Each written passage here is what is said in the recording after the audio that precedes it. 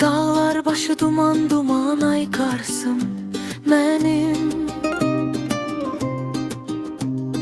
Qar üstünde güneş doğar, nur saçır senin. Sazın sesi yaylalarda yürekte yanar. Bu torpağın her daşı da bir tarix danışar. Qarsım benim canım benim, oynasın eller.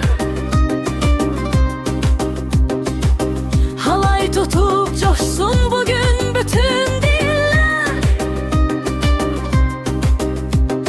Qarsım soyulum yüreğimi isider.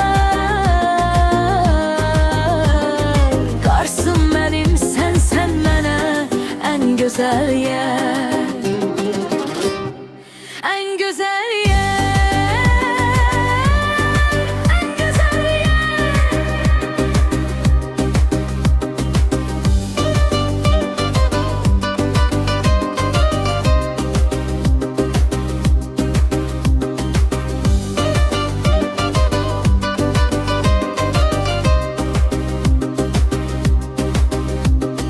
Akyakadan eser kürek sevda.